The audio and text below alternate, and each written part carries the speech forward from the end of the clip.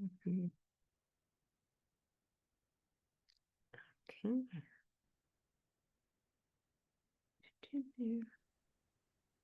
All right.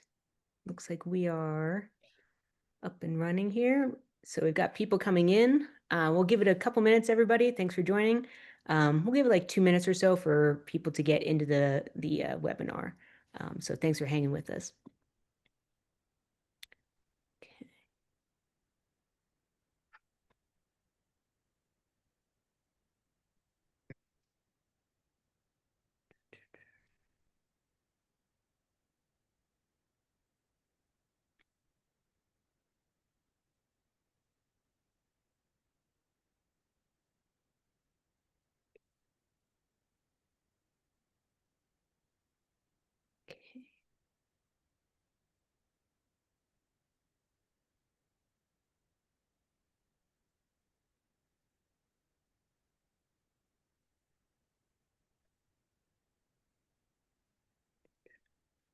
All right.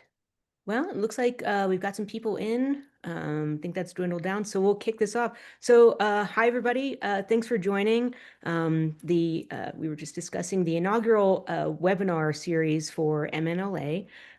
This was made possible because we have a grant from the Specialty Crop Block program with the Montana Department of Agriculture. So, stay tuned.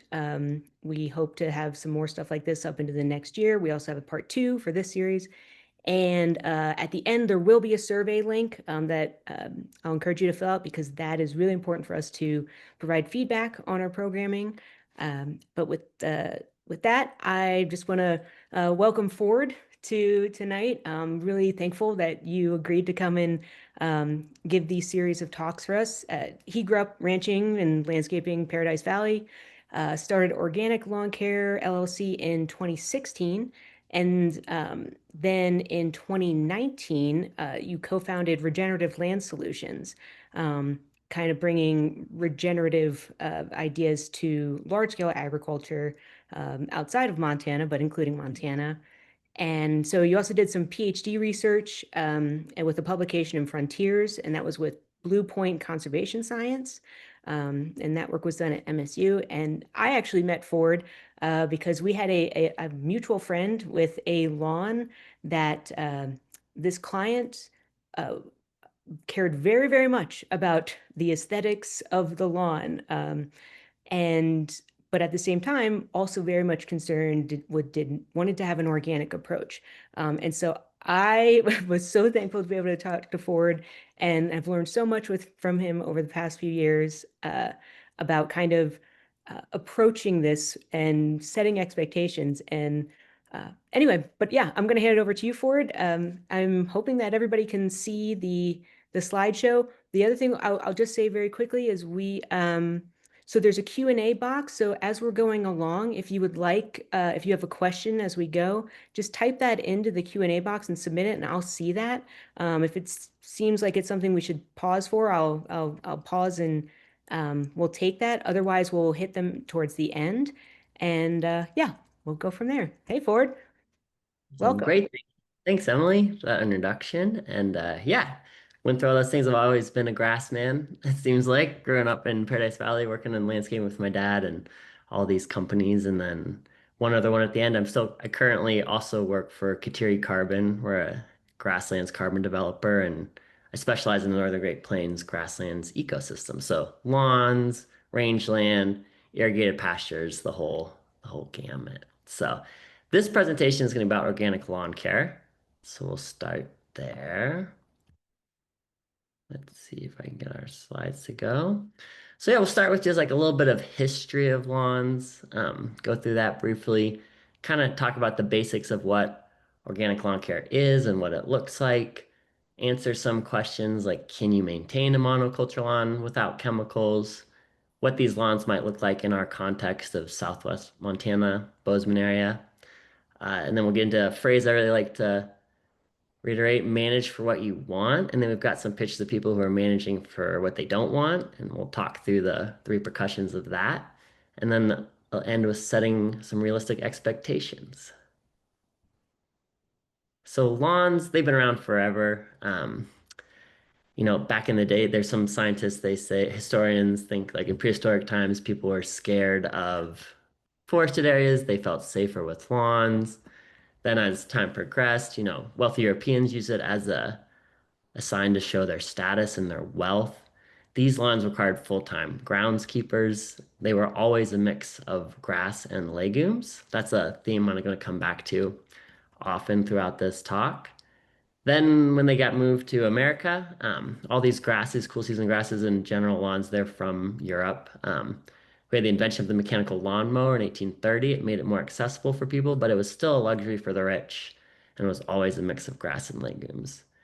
And then it wasn't until post-World War II we had large-scale suburbanization, advances in cheap fertilizers, chemical pesticides, all part of this marketing scheme of the American dream to have this perfectly manicured lawn. A lot of it is just marketing. Got to keep that in mind.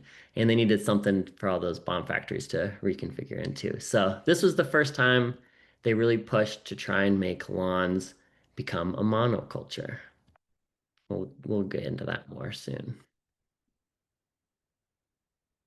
All right, there we go. So this quote is just from a paper I wrote last year when I was in my PhD program about clover.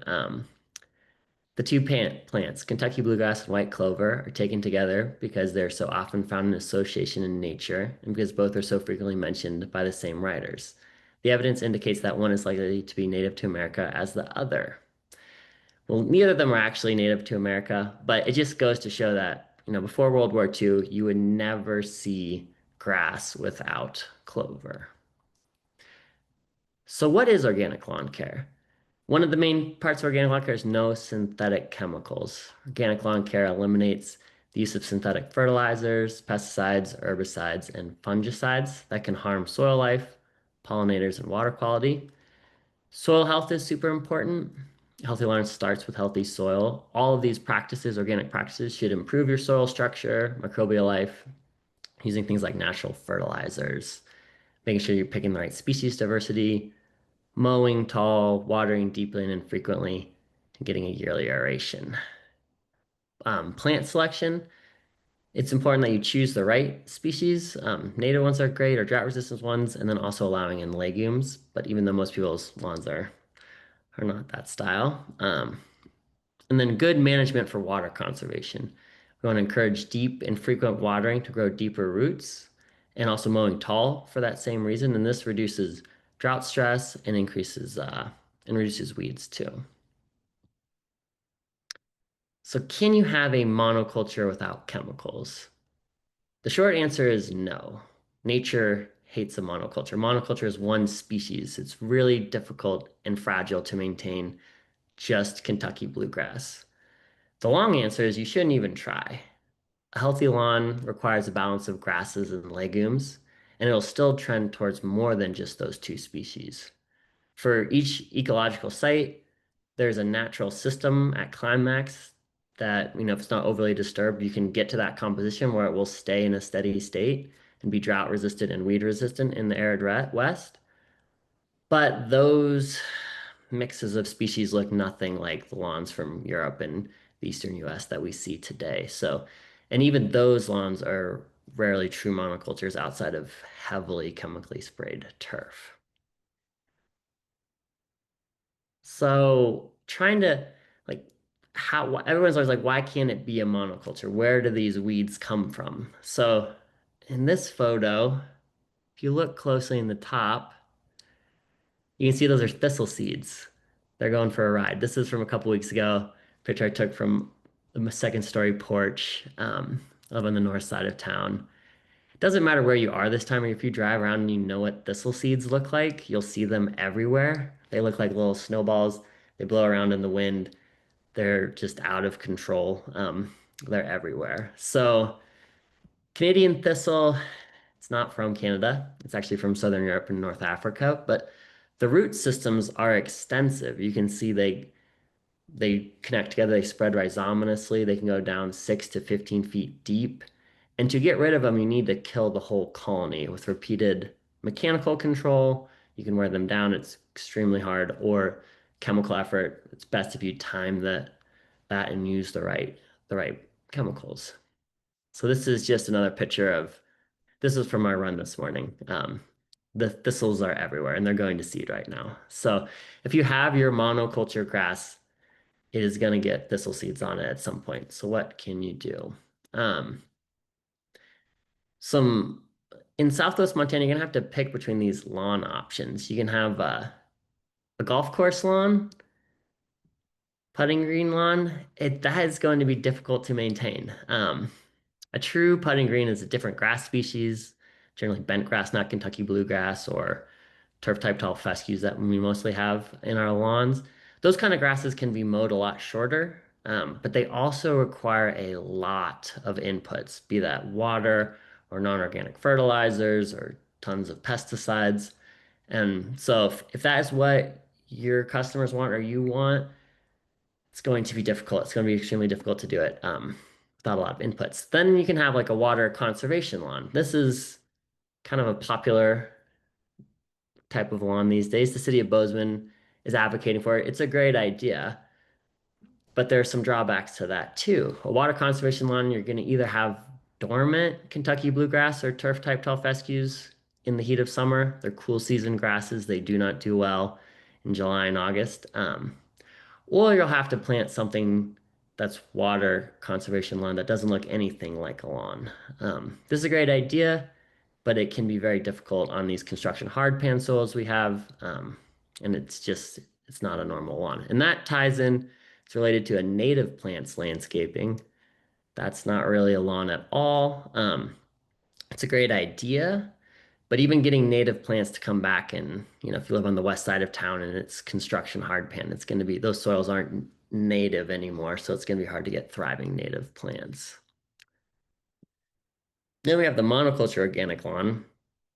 This will take a lot of great management. You'll have to water deeply and frequently, mow tall, do yearly aerations, buy expensive organic inputs, and do a lot of mechanical effort to keep all those weeds out of there.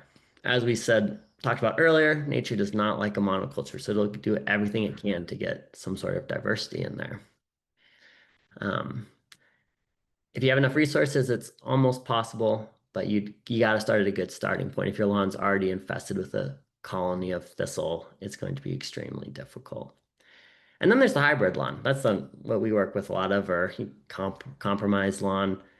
This is a lawn that should be a mix of grass and legumes. Beneficial legume like clover, like we talked about earlier, would be ideal. Is going to still take great management. You'll have to water tall, mow deeply and frequently, mechanically pull noxious weeds.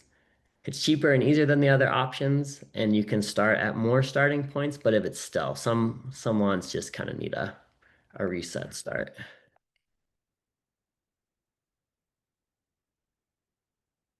Okay. So managing for what you want. In any of these options, outside of the golf course lawn, people generally what they're doing, what they want is a safe place to play with their kids and pets. They want something that looks and feels nice. They may want affordable HOA appeasement. It's everyone's got their own goals of what they want. You want to manage for focus on growing a healthy grass and legume mix. So don't focus on killing the weeds, focus on growing the grass and the legumes. All actions you take should work toward building soil, improving underlying soil structure, reducing water reliance, and reducing needs for toxic inputs.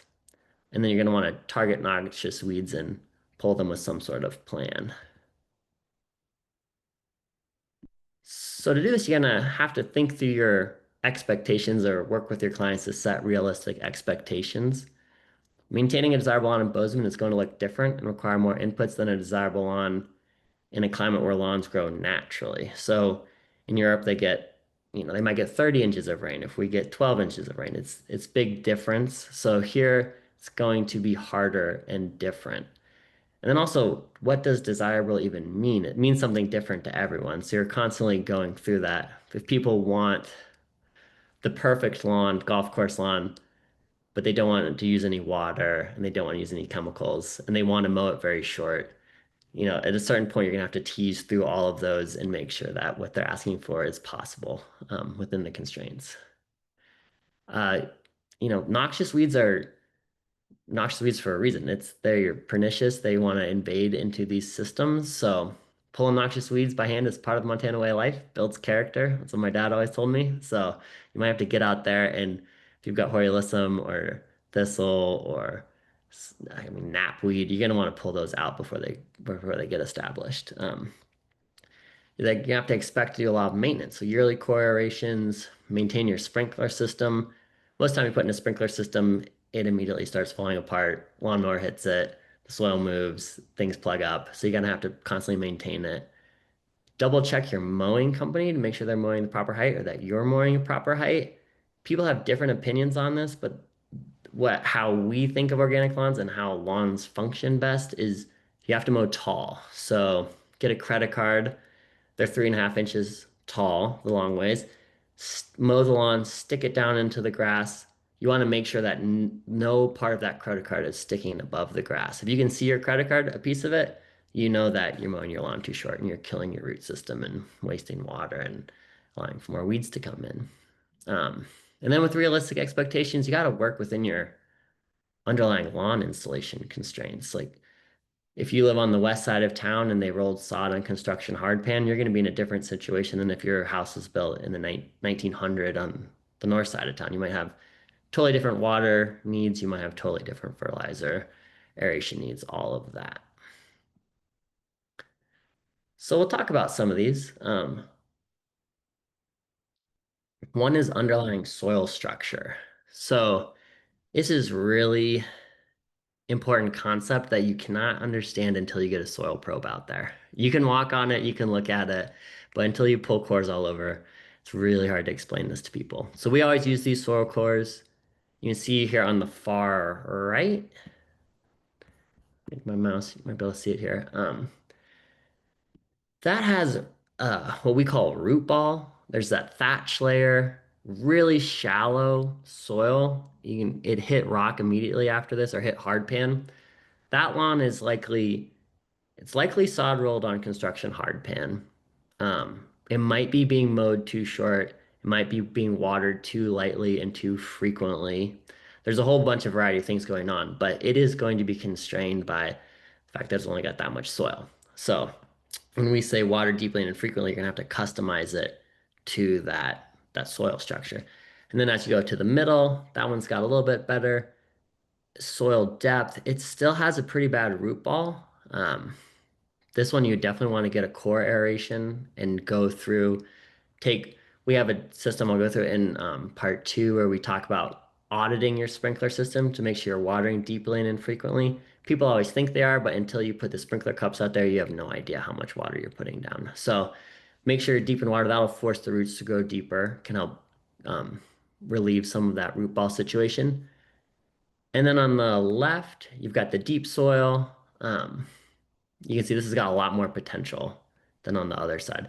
There's also no root ball here. So this lawn is going to require a lot less input. It's going to require a lot less water. It's just an easier starting spot. So that's a good thing to go through with all of your clients when they're trying to troubleshoot, you're doing your checked work, get out a good soil probe. So what happens if you manage for what you don't want? This is where most people call a lawn care company because they have weeds generally, and they want you to kill the weeds if you're organic or you're not organic. And it's focusing on killing the weeds without understanding plant physiology or good management is not a great place to start. And then if you want that golf course look without proper species management, proper species selection or good management, that can be an issue. Um, you want to conserve water, but you don't have the right plants or you don't have the right soil structure. Like if we go back to that slide with the shallow soil, and if they want to conserve water, you can conserve water, but your grass is going to turn brown. And then trying to manage compaction. Some people are selling these liquid aerations. That doesn't really work. You got to do deep, true core aerations to relieve a lot of that compaction. So why do people call in? A lot of times they call in because their HOA is hounding them to kill those dandelions. I don't want to crap on HOAs. There's a lot of nice people who are running HOAs out there, but just educating them on basic lawn management is a good place to start. If you just constantly trying to spray and kill the dandelions. The dandelions might be telling you something. Your grass, you might be sod and construction hard pan, and those deep tap roots are breaking down that hard pan, or maybe it's not, it's like the lawn's turning brown and dandelions are going crazy because it's drought stress because you're not watering deeply and infrequently, or maybe it's being mowed way too short. Mowing short kills the grass, and then the other weeds can take over. So good to educate. So here's just this is a tour of three lawns near my house that I see every day that are all sprayed by chemical lawn care companies 3 to 5 times a year. So this lawn I've seen every day for 10 years. It's an older lawn. For the past several years, it has been sprayed, fertilized by a chemical lawn care company 5 times a season.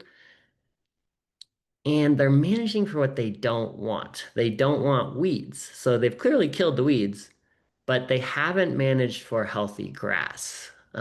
This one gets one of those liquid aerations, which isn't working. They have horrible, you can see these are just sprinkler coverage issues. These sprinkler heads are broken, they just leak onto the street. They're blocked by this tree has grown a whole bunch. So this lawn, instead of starting with trying to kill the weeds, if they'd started with managing for what they want, which is thick, healthy grass to outcompete the weeds, they would start with a sprinkler audit, a deep core aeration, stuff like that. But yeah, they started the other side. So they accomplished their goal of killing the weeds, but it's not a healthy grass. It's not a healthy lawn system. Here's another one. This is a classic new sod installation. So I watched them build this Airbnb 4 years ago.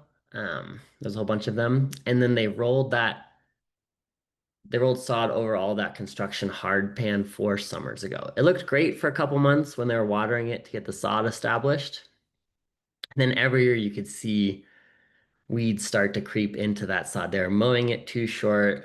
I'm not sure what their watering was, but I didn't seem like it was deep and infrequent. And then yeah, those weeds crept in. They got thistle, dandelion, wild violet.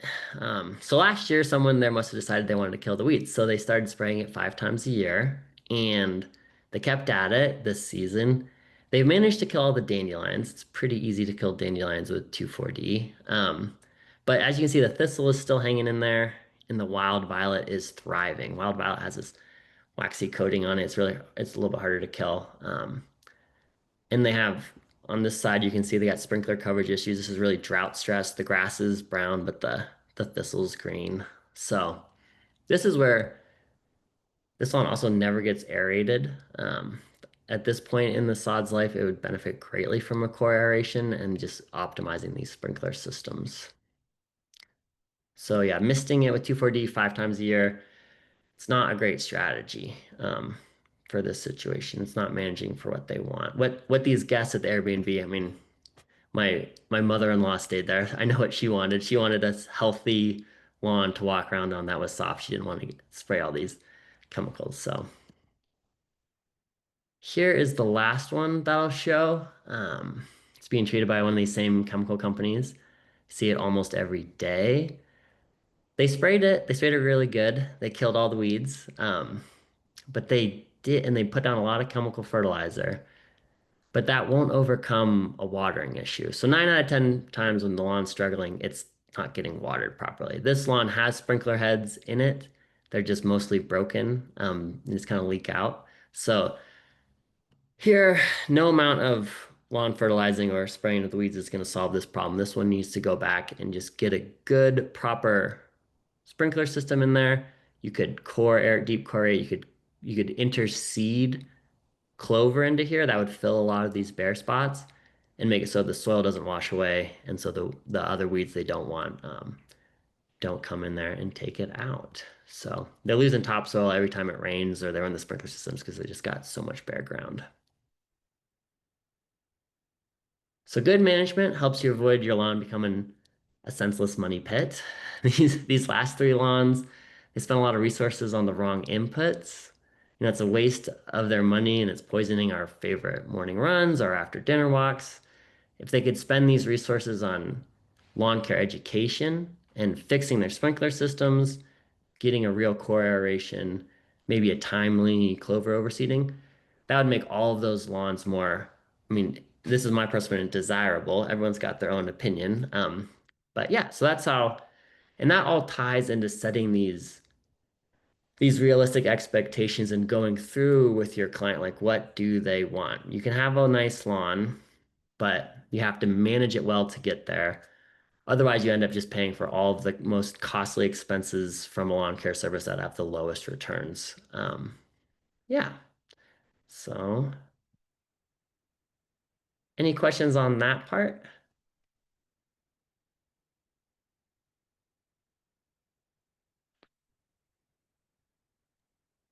Sorry there, I was trying to figure out how to unmute myself again.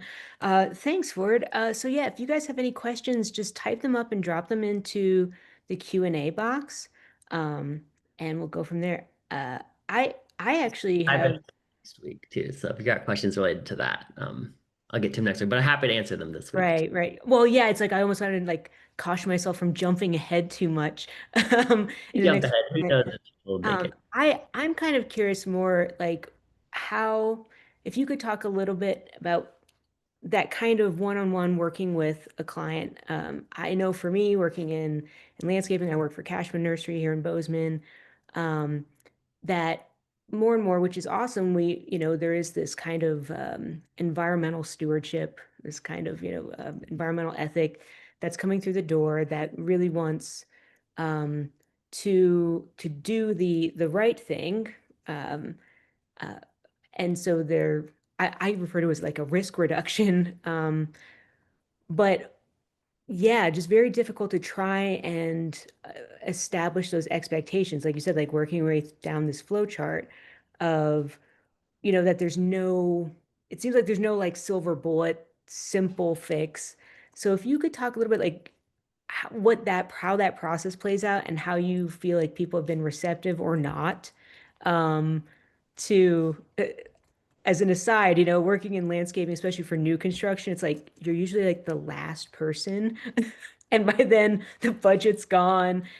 But so yeah, I'm just kind of curious how you found people to be like, do you get a lot of pushback on that they want magic or yeah, go ahead. Everyone prefers magic. Magic is so that's what they would like. I mean, we have an organic lawn care company, so most people emailing in or calling, their mind's going that direction. But we have lots of couples where they have different opinions on it. So we always start with just educating on good management. That's mowing tall, watering deeply and infrequently, managing for what you want, healthy grass. So once people once people understand that, it kind of makes sense to them. But then they're like, well, I still called because of the dandelions. So I hear what you're saying, but they're here. Like, what can you do? So yeah, it's tough. We have organic ways of controlling dandelions. Thistle is a little tougher. Um, and obviously manual control always works, but people don't want to do that. So it gets tricky. The truly organic minded people don't pick up the phone and call anybody. They just do nothing. And then so we get kind of the people on the edge. Um, so they want a little bit of magic, but once they kind of understand how much the management can help, that helps them to change. They're like, okay, well maybe I have these dandelions that have been mown it. Like I've had people call and say I have dandelions, so I mow it an inch short to kill the dandelions, chop all their heads off. I'm like, that makes sense in one sense, but when you mow it 1 inch short to kill the dandelions, you're killing the grass more than you're killing the dandelions. Dandelion, I've seen it where like the dandelion flower is like half inch off the ground and it can go to seed right there, but the grass is dying off, and you end up with that picture like this isn't a mowing short problem, but like you'll if you mow short for forever, you'll end up with brown spots like that or dirt spots like that. So yeah, Is like that a was that a dormant lawn or is that like that was another question that came up. How do you tell between dormant and dead? this one is dormant. If they would water this one, they would come back. This one just hasn't been getting watered. You can tell this one in the spring is green, and then if it rains in the fall, it'll be green again. So this one's it's August, it's all dried out. So, I mean, with like our watering system, which we'll get into more, Next week, I'll explain it briefly now. Is like we want people to water deeply and infrequently. So when it's cool out, you water once a week deeply. When it's warm between 70 and 85, you water twice deeply. When it's hot in August, you'd water 3 times a week deeply. And it depends on how much sun you get. There are all these different, like on our website, we go through in explicit detail how to do it. So that lawn has not been watered at all lately. So it is dormant. A truly dead lawn, um, I mean, there'd just be no grass left at that point. Yeah.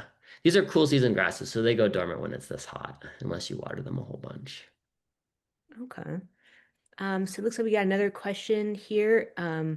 And it says, how do you combat increasing water restrictions or weak sprinkler systems? I know here in Bozeman, we have, people on municipal water, we do have drought restrictions in the summertime, specifically for irrigation. I'm not sure what they're doing in other parts of the state for that as well. But obviously, if somebody's on a well, depending on that level, um, but yeah, so that's that question. Increasing water restrictions, weak sprinkler systems. Yeah, so I'll answer like that 3 different ways. So for a weak sprinkler system, if it's just a broken sprinkler system, they got to pay to get it fixed. If it's weak because you got low water pressure, you might need to reduce how many heads you have per zone. There's like optimizing the sprinkler system is a sprinkler company problem, and they can always solve for those. But a lot of people just don't want to pay for that, which is also fair. So, one of the big things that we do is try and help people improve their water use efficiency. So, that is the number one most easiest way to do it is to mow taller. You know, that credit card trick, most people are mowing it much shorter than their credit card. And then also, people will tell you they're mowing it tall.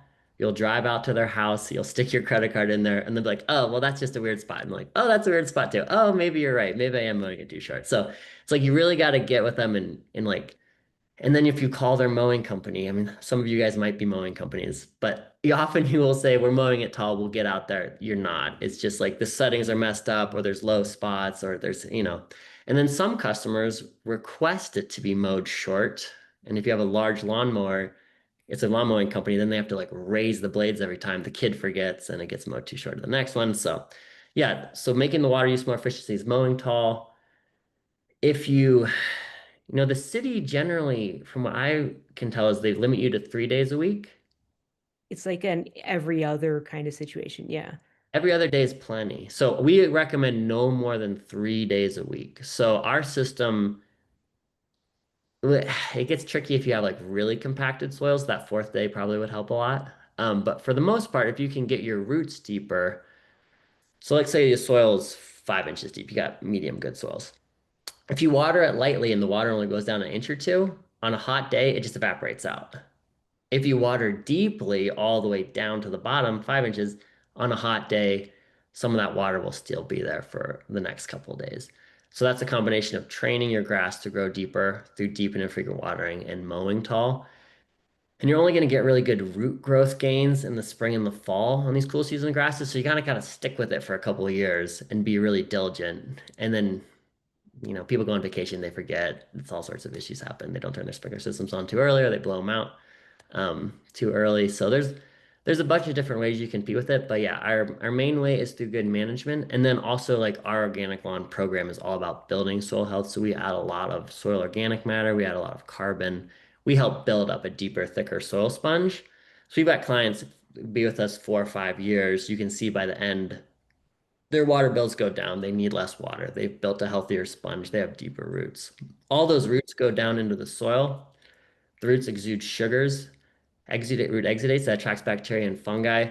They break that down. The soil, the roots can always keep building deeper and better soils. In agriculture, the fastest way to do that is cover crops, like deep-rooted plants or radishes, stuff like that. Problem is in lawns, we kill all that because that's diversity and we hate diversity. So it's like if you wanted to make your water holding capacity go faster, leave the plantain. Plantain is a sign of compaction. It's helping to break down your compacted soils. Dandelions shoot a big root. It exudes a lot of sugars. All that organic matter breaks down. That creates a healthier soil sponge. So there's a bunch of ways you can get. You can use less water if you're patient. And we just find that patience is hard in general. Right. All right. So kind of, so you talked about root balls. Is that the same as thatch, or are they a separate problem? Like, They're related, what's but thatch? Let's talk about that. yeah, so thatch. A lot of people want to dethatch their lawns. We tell you do not dethatch your lawn. That thatch is good organic matter. That is the stuff that needs to get broken down by bacteria and fungi and work its way into your soil to create soil organic matter, soil carbon. That is what will hold your water and create a healthier system. So instead of dethatching, if you have lots of thatch, that means one, you've got like low functioning soils. They probably need to be core aerated. You probably should stop chemically fertilizing and stop doing the pesticides because that's killing the bacteria and the fungi that's naturally breaking down the thatch. Um, and then often people have thatch if they're watering every day. There's a bunch of bad management things that create thatch. So if you mow regularly once a week, you let it grow up to 5 inches, cut it down to 3.5.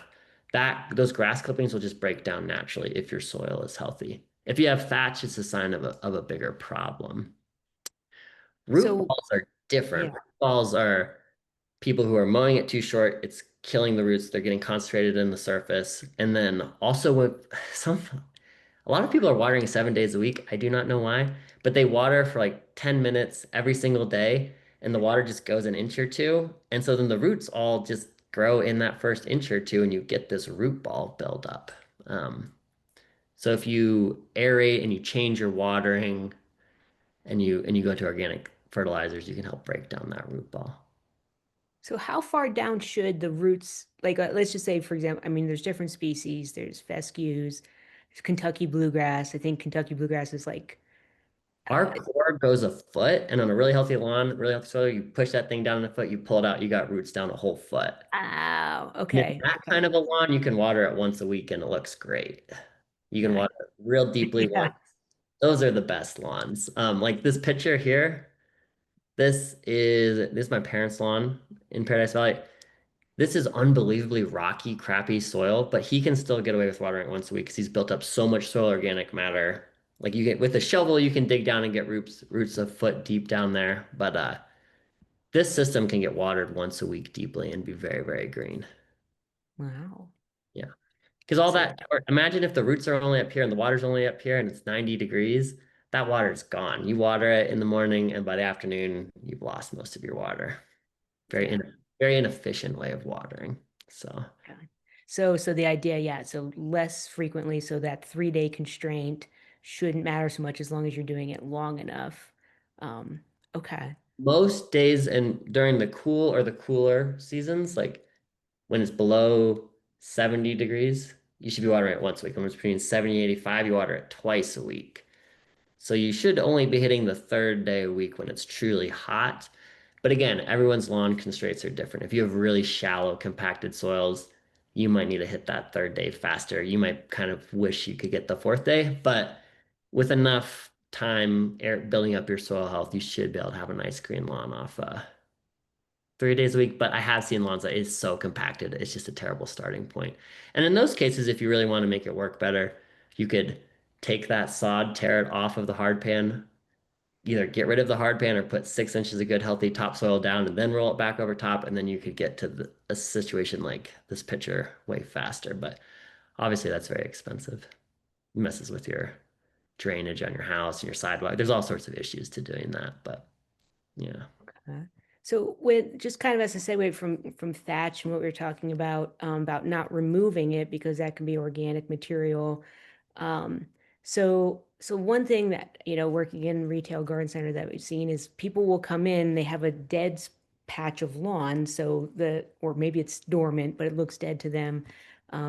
Sounds like maybe what's going on is they might not be getting irrigation to that spot. Probably check that number one. But we'll see that where people want to buy grass seed and put that, they'll sprinkle some soil down and then put that on top and then try and get it to grow on top. Um, if in those kind of instances, when, if ever, does it make sense to put new seed on top of something that's not working? It depends. So Ever? Yeah, I mean, if it's dead because it's not getting watered and the sprinkler system doesn't work, it will die again. If it's dead because you have three large dogs in a tiny little backyard and you have what are called dog spots where they're just peeing in the same spot over and over again, then if you put grass seed down, it will get killed again. So it depends on what's killing it. If it's killed because somebody left a little swimming pool there for 6 months and it killed it, then that would be a great spot to reseed. We do some grass reseeding, but we've kind of moved away from it. We generally just have people reseed with clover. Just because all the things that killed it, clover is going to be more robust in those areas and make that system healthier. But yeah, if you have something crazy like you had construction and they tore out a whole bunch of your lawn, yes, that would be a smart time to go back and reseed it. Okay, great. Oh, we got more questions popping in. So when does a lawn reset start in the season? Are there things you can do to prepare? When does the lawn Reset start.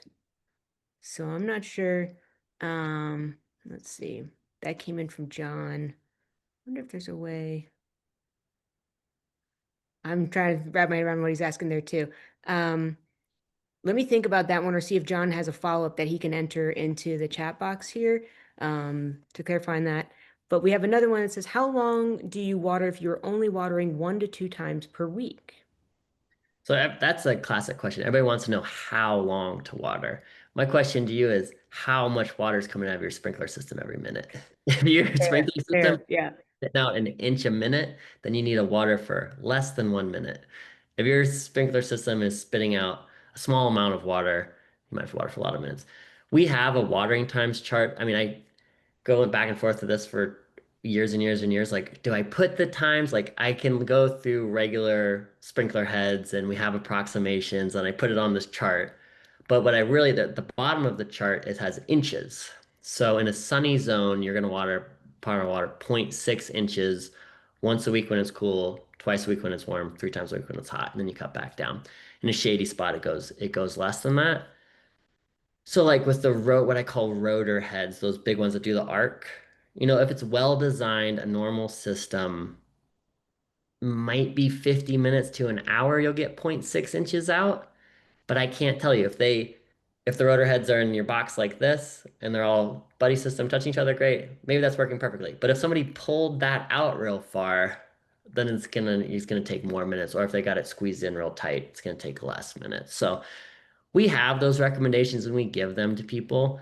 But then we say, once you've programmed this, take these sprinkler cups, stick them in various spots throughout your lawn, and go and double check to make sure it's right. Because you don't want to be unnecessarily wasting water and you also don't want to be watering too lightly. So it's a good question, but it just depends on how your system works. All right. Awesome. Okay, got some more coming in. So what timeline expectations do you typically give customers? How long until they will see improvement with an organic program? It depends. So, like this lawn back here, this picture was just river rock and cheatgrass. And then 15 years later, it looked like this. So, there's lawns that are on the west side of town that are sod rolled over construction hardpan. It might take 100 years for that soil to get better. There's other lawns on like this side of town that are older lawns. It's deep. Like my house is over on the northeast end. I've got a house that was built in 1900. I don't water the lawn at all. And it's in August, you have to water it, but like in general, it doesn't need much water at all. It's very deep soil. That kind of system, if you came to there and they just had a few dandelions, like, oh, we can get this up and running and it'll look great in one season. If you went to that same lawn and it had huge thistle colonies, you'd say, organically, this is going to take forever. You could spot spray in the fall with a chemical and kill it faster, or you could clip it for the next 3 4 years every single week till they all died eventually. So it just really depends on your starting point. So if you have a lawn in mind, you want to explain a hypothetical, I can tell you how long it might take, but it depends on your Sure. starting. And you can like from those soil cores, like that's another good way to think about it. Like this one over here on the right, that's going to take forever for that system. Like to build up 6 more inches of topsoil, if you just keep killing off the plants that can actually break through hardpan, which are the weeds, it's going to just take forever to build up soil. This one over here is an older part of town. This is over like kind of near. like college. This is like the older side of town. Okay. Like you've got a lot of potential here. But then there's other problems. Like this one's got tons of shade. It's tree side of town. So, I mean, yeah, there's a bunch of different constraints. And when we go to somebody's house, we can walk through what their timelines might be. Okay. Yeah, it's interesting. I mean, if somebody's looking at a 150-year time frame for soil improvement, it may just make sense to replace the soil or well, because that's what I was thinking is with an organic, that question was about specifically an organic approach. But I mean, my understanding too is like even with conventional approach, you're still not, changing that soil structure. So, With so the that's organic approach, we break down that hard pan fast. We add a bunch of organic matter. I mean, we'll slowly get you there, but it's just to go from this on the right to this on the left yeah. just takes forever. And all soils are different. If you study soils or soil biology, I had a soil biology class last year. Like you could dig these pits all across the valley and see drastically different soils not that far away from each other, and they're all Wow. going to affect the above ground plants. So. All right. Oh, and John did do a follow-up. Okay. So a lawn reset for a lawn that has been infested with weeds has low or poor organic material and has seen little to no water outside of the rain. Um, Essentially, what to do for a lawn that is too far gone and when. Yeah, so that it's kind of up to you Well, and we're your gonna do next week a bit, so I hope you can join John. But go ahead. Yeah. I mean if it's really bad thistle colony and you're kind of on a tight schedule and you've got okay chemical tolerance, you could spot spray that with the right chemical after it cools down in the fall, and that'd be the most targeted time to hit that thistle. But then you will likely have to either hit it again in the spring or be really diligent about clipping it back all season. If you clip it back all season, you might kill it, but likely you will not do that because people get busy and they don't, and it'll still be kind of hanging on in the fall, and you can spray it again in the fall. But throughout that whole time, you would be want to do the deep interfrequent watering, the mowing tall, adding all the organic fertilizers. Like you'd want to be on it, and then you would also like if it gets little to no moisture besides the rain, you either have to install a sprinkler system or pick a different plant species because it'll just get drought stressed again. Plants in these urban soils in Montana, Kentucky bluegrass is not from Kentucky, it's from Europe. It's from a spot that gets a lot more moisture. It's just going to look terrible if you don't water it in August, like we saw in those other pictures. Do you know why do they call it Kentucky? I don't know. I don't know why they call It's like I was this many days old when I learned that. Yeah. it. So, It's oh, okay, we got another question. What do you recommend for improvement on the new development homes with sod on top of rocky, bad soil? so we recommend. This is how we started interacting when it's like, I don't know what to do. Yeah. I mean, we've got like our builder step. We generally do that twice a year, but like for really bad areas, you can do it 5 steps a year. And it's just adding more organic material in there. What goes a lot faster is changing up the plant species, like getting clover established. But if you've got pretty healthy, thick grass, as Emily knows, it's hard to get clover to establish in really thick, healthy grass. You can let the dandelions go crazy. I mean, it just depends on your budget. If you want it to be perfect next year, you could come and scrape all that real deep, redo your system, add 6 inches of nice topsoil, and then put new sod down, and it would look great really fast. But I think being patient is probably better, and like doing the program over many years, watering deeply and frequently, mowing tall, it will, and like having, most importantly, having realistic expectations of you're starting from a bad spot. It's never going to be great, but it could be a lot better. Yeah. Yeah, because I mean, that is something I've run into where like, people or even with conventional, it's like there's a lot of different products out there. Like sometimes someone will come in and be like, when do I use Scott so?" And I was like, I actually don't like, can you bring a package in or something? Um, but yeah, that even then, if to your point that if you're not treating, you know what I mean, if you're not doing the right thing with it, I don't know that this switch between because conventional to me that regimen seems like a fertilizer, so like adding some type of nutrients and then using usually like a selective herbicide, right? Like those are these kind of classics. Um, I imagine that there is like organic fertilizer as well as like organic herbicides, if you will. Like, do Organic you herbicides make don't many gains work. with those? They don't work as well. And if chemical fertilizers worked great, if chemical pesticides worked great, we would have killed the dandelions by now. It's like no one Right. spent more money and time trying to kill dandelions than Americans, and they're still here. So, like that stuff, just that's when we go back to the beginning of nature hates a monoculture.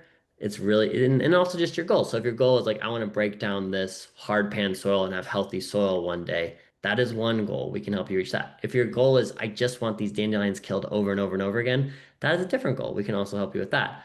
If you have there's all these different things, but you got to think through them all, and what you're willing, how much time and effort you're willing to put into it. Gotcha. Mhm. Um, and then I have another question about like just kind of your time in the industry. You've been doing this a while. You have lots of conversations with people. It does seem like there's more and more interest on the, kind of away from the conventional to a more like ecologically friendly approach to things as we learn more about how this stuff goes. I'm curious, like lawns full stop. That I know. So here, the city of Bozeman has done. They rewrote their landscaping section of their development code. Actually, I don't know that all the municipalities are doing that. Um, but essentially, like we need. My understanding was we need the vegetative coverage. It serves a bunch of purposes instead of just concrete everywhere. Um, but then, as far like do you see people moving more like further away from actual like turf grass like to other types of vegetative coverage or because we talked about so there's different grass species but then there's clover which is a legume. Are you seeing people put other stuff down? Yeah, and I mean, people are really interested in getting rid of their lawns.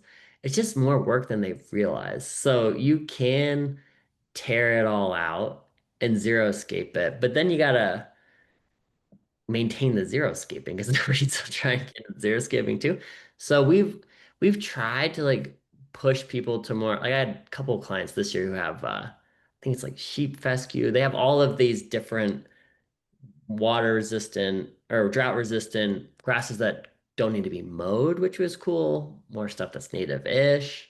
Um, this one client, I go out to her lawn. It looks cool, but then she's like, now I got all these dandelions growing in between the sheep fescue clumps. I'm like, well, nothing we nothing we can do to kill those dandelions in between the sheep fescue without hurting your sheep fescue. So it's just like, there's no like perfect easy way to do it. I live over here on the north side of town, and there's this really cool, it's like moss and ferns and rocks, and these people did a great job with it. And I love driving by and seeing their house, but then they're out there picking stuff out of it constantly. The people right across the street from me have very expensive landscaping.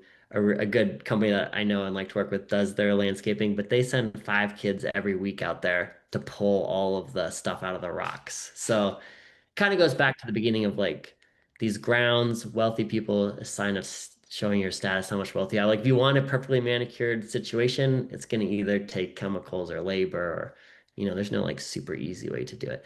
But what we've found is easiest is like in a really degraded lawn, you know, deep core aeration, overseeding with clover, doing our builder step, and just learning to live with the weeds is like probably the easiest thing to do. So Clovering. if somebody does do clover though but then someone comes in and does a conventional treatment once, is that going to knock out the clover probably? Once you go clover, you've committed to being environmentally friendly. You can spot spray out the noxious weeds if you must, and the clover will come back, but you can never go back to like blanket spraying once you've got clover. Clover's a legume, it's also broadleaf. The same stuff that kills the thistle and kills the dandelions is going to kill the clover too, which is why the lawn industry has put clover into the weed bucket. Because if you had it in the beneficial bucket and you came out and sprayed it with your pesticides and it died, people would be upset. So they had to Oh, market yeah. clover as a weed, which is sad because clover it's really beneficial for fixing nitrogen. Anytime you go to like a weak range or a weak introduced pasture system on a ranch or a farm, the first thing you would recommend is like adding in some legumes to make that system better.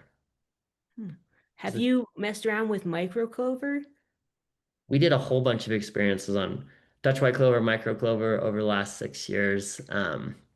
The micro clover was really cool and cute, but it wasn't very resilient. So if you don't go in your lawn and you don't have any dogs or kids, it's great. But if you have a lot of traction or traffic or impact, it seemed like the micro clover was just getting wiped out compared to the more robust clover varieties. Because I've seen, it seems like a good idea to get away from the monoculture. And I have seen, everybody's kind of got these different mixes. But it seems like some of the stuff, maybe like there was a company out in Oregon that has some really neat ones like Florida Lawn and Herb de Lawn and all these things. Um, but yet that it seemed like some of the stuff would just not survive here season to season. And so maybe it would like look really, really good at first, but Yeah, Oregon gets depends what part of Oregon, but lots of Oregon gets a lot more moisture than us. But you could water it and maybe it'd be good. There's so many options out there. Everybody, I mean, yeah, there's some cool stuff that creative people can do with their lawns. We kind of cater more to the people who are going to call in and want it to be part of a system, but we generally take people conventional, get them to organic lawn, and then often our customers, some of them will migrate out to the further side of doing something more unique than what we can offer too. So gotcha. Interesting. Let me just look at my notes. All right, is there any other questions that people want to throw up in the box? Go for it. Um, so yeah, just following up to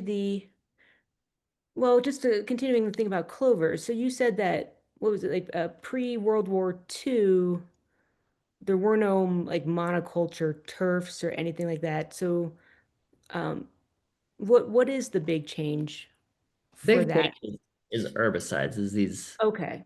on these selective herbicides that kill weeds, that kill broadleaves. So until we invented those, you always had grass clover, and they just pulled the noxious weeds out. Um, Then as soon as we invented these pesticides that were super easy, like Scott's, the weed and feeds, you can put down a chemical fertilizer and a chemical broadleaf killer super easily, fertilizes the grass, which used to be fertilized by the legume that was fixing nitrogen out of the atmosphere.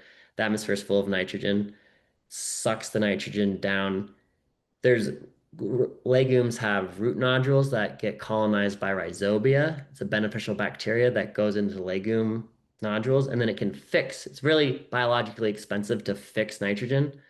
There's these, so rhizobia is a good, easy way to do it. There's also free floating diazotrophs, which is a different type of bacteria that can fix nitrogen into the soil that doesn't necessarily have to associate with legumes, but it does tiny fractions compared to the legumes. So if you have grass legume mix, you don't need to put down any chemical nitrogen. It's fixing its own, and then the grass, you're mowing it, it's all getting broken down. You could have a self-sustaining grass clover lawn. Um, but no one's going to make any money off you if you have that. So we will help people establish that, and once it's thick and healthy and robust, they might need a aeration, they might need a builder stepper once in a while, but it's really not a great business model, which is why you it's guys can stay friends, you're just probably not compliant anymore. yeah. And we So don't mind taking people. There's so many people using chemical. If we can pull them to us and then move them through, that works for our business. Yeah. cool. All right. Well, I think we got through most of the questions here. And I'm just going to look at my notes real quick. Oh, last one, I promise. Well, unless somebody drops one. But and then we'll wrap up. You mentioned that if they have a bunch of dogs in a small space, the dog urine. What do you have a like a procedure or something like to deal with that? Can you get those my understanding is the salts and everything is what is kind of making the soil toxic for anything to grow there. Do you have a way of remediating that? Yeah, it sounds a little bit like a broken record, but it's nitrogen. So number Okay. one is stop putting down chemical nitrogen. A lot of people are chemically nitrogen fertilizing their lawn and then the dog's peeing, and then you're getting so much, it's a nitrogen burn. So step one is don't put any more nitrogen on it because the dog's putting too much. And then also try and, if you think about like a cup, if you have like a cup this tall or a cup this tall, it's gonna be really concentrated in this cup and less concentrated in this cup. So you want to build deeper, thicker root systems and healthier soil. So all of the good management stuff that we talked about earlier will help remove dog spots. Getting aeration, and then, yeah, if it's super bad, like where it's really where I see the worst cases where like the lawn's like almost being killed by dogs is when it's just the sod over construction hard pan. The soil's this thick and the dog's peeing on it, and it's just the nitrogen just can't get anywhere. It's just frying their lawn. So you could water more and try and dilute that out. Um, but yeah, it's tough. Okay. It just because some No, like, so hunters. magic spray, pee be gone. Like, Well, you could use so like our like the builder stuff helps. Like adding like there's lots of things that can help make it slightly better, but it just depends on how bad the situation, the limiting soil structure question problem is. So cool. yeah. All right. Well, it looks like we're right about 7 o'clock here. So thank you everybody for joining. For if you want to scroll, there's a slide here. I'm gonna ask you guys, take out your phone, scan the QR code, do it now. Please, please, please, please complete this. This is how we, by completing that survey, it literally will take you less than 2 minutes. You can make it take longer if you want, but it does not need to. This is how we report back to the Department of Agriculture on our funded activities and how we can continue doing educational programming into the future. So we will send this out through an email, a link for it as well. So if you don't take out your phone and do it right now, you're going to get an email for that. Well, if you complete it now, and you do get an email, you don't need to do it again. But it is really, really important and it does not take long to do. So please, please just scan it right now, and complete it for us. And then also we are going to be same time, same place next week. I'm going to go into part two, which I know we started dabbling a little bit today, but some of these more kind of technical things about resetting with lawns. So thank you everyone so much for joining, and hope you have a great week. So thank you, Ford. Thank you guys. Good to see ya.